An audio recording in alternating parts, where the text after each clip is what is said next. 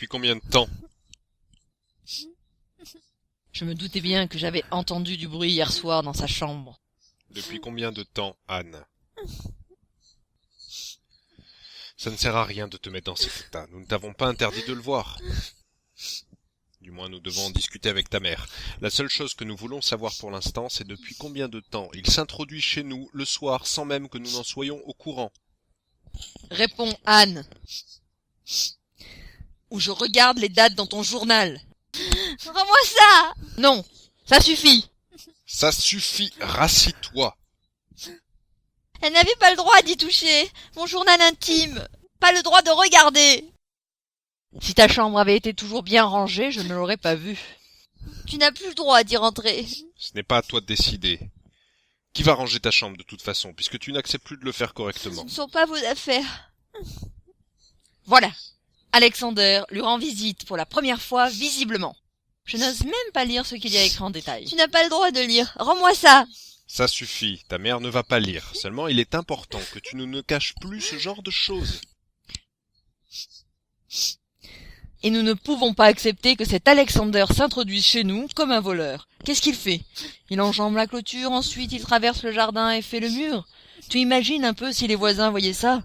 Si la police passait par là, le prenait pour un cambrioleur, tu as pensé à ça? Donc, première visite le 2 novembre. Cela veut dire il y a 3 mois. Tu te rends compte? 3 mois sans rien nous dire? Combien de fois il est venu ici? Réponds, Anne, combien de fois? Et surtout, qu'est-ce que vous avez fait dans la chambre? Je ne veux pas vous dire. Ça m'appartient.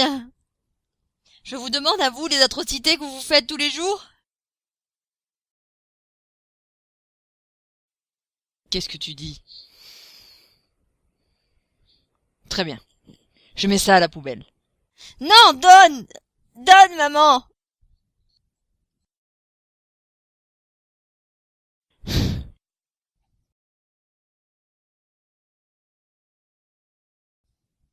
Ça suffit! Va dans ta chambre!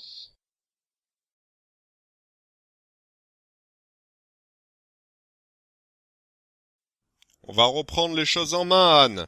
Tu as un concours dans quelques semaines. Si tu ne te reprends pas, tu cours droit à l'échec. Cet Alexander n'a plus le droit de visite chez nous. Ni pendant le jour, ni pendant la nuit. Est-ce que c'est bien clair? Tu le verras tous les jours à la faculté si toutefois tu daignes retourner en cours un jour ou l'autre. Vous ne pouvez pas me forcer à y aller.